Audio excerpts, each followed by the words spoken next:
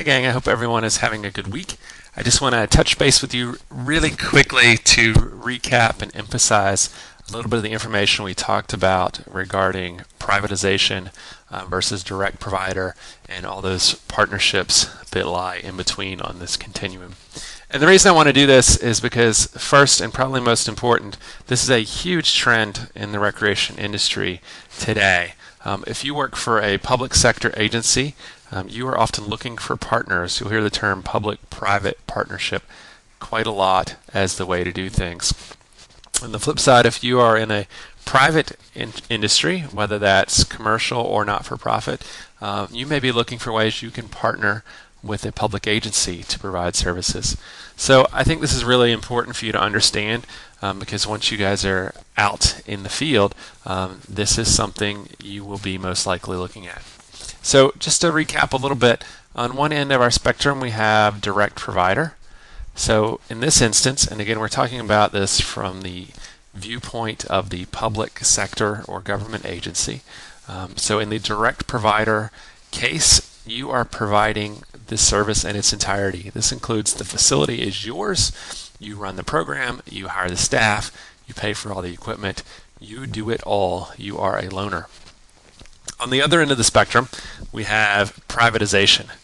Privatization in its purest form means selling off your assets and just getting out of that business. So if we think about our application and the tennis club, if the government had simply sold that facility to our tennis association, that would have been pure privatization.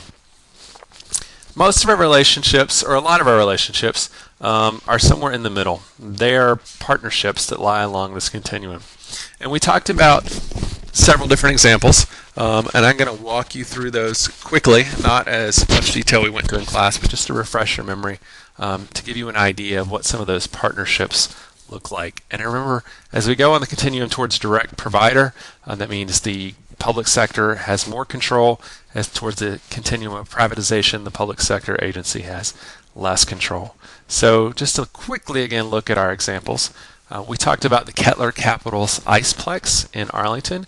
Again, this is 2 ice rinks that were built on top of a mall parking garage indoor in Arlington County that is the home, the practice and office home of the Washington Capitals. It's a National Professional Hockey League team in D.C. So the arrangement was that Arlington County government and public sector completely financed the facility. The Washington Capitals signed a 30-year lease, so they are ultimately paying for this facility over the course of 30 years. This is not a dollar lease like we saw in our association. This is a market rate lease. The Capitals completely managed the facility, all the programming, the ice time, the concessions, everything related to the facility. However, as part of that agreement, Arlington County received 500 hours annually of ice time to program as Arlington County saw fit. So you can see here the different roles. The public sector is financing and getting a portion of the ice time.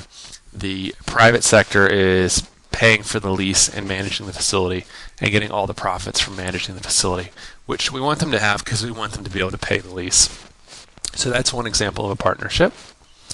We talked about straight contracting out operations, and I used the example of Arlington County tennis programs and how we contracted those out and all the different elements of that. Just to let me take a look at the contract details here. I went back too far. So the contract basically stipulated that the contractor, so the private agency, would provide all the programming, they would hire the staff, they would buy all the equipment, the tennis balls, the awards, etc. Arlington County would provide registration, marketing, and a staff person that would basically oversee the program, provide some guidelines and stipulations, and there would be a revenue split. So here you've got, not that you can place anything directly over the continuum, but this is probably somewhere in the middle in terms of where the control lies. Okay, I'm going to skip through all this. Then we talked about Army-Navy Country Club and the bike trail. In this case, the Army-Navy Country Club wanted to build a brand new really nice clubhouse, this one. Arlington County said, that's fine. However, your country club happens to be blocking our wonderful bike trail. So in order to give you the permit to build your clubhouse, we would like you to give us access to run the bike trail through the country club. So in this case, we have a private enterprise providing land, essentially the government, in terms of this little bike trail that goes through in exchange for the permit to build up. You will also see this sometimes with developers. They will get the permit to build an apartment complex, for an example, in exchange for providing X amount of parkland. So that's another way we can look at partnerships. And then we also looked at affiliate sports groups. These were not-for-profit organizations that were running programs that helped fulfill the mission of Arlington County Sports and Recreation.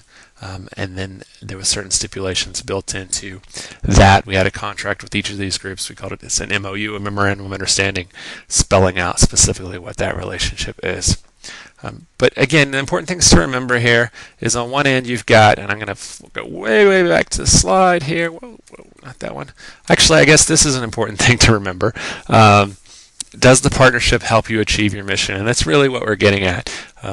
Is it make it more efficient? Do you do a better job of achieving your mission?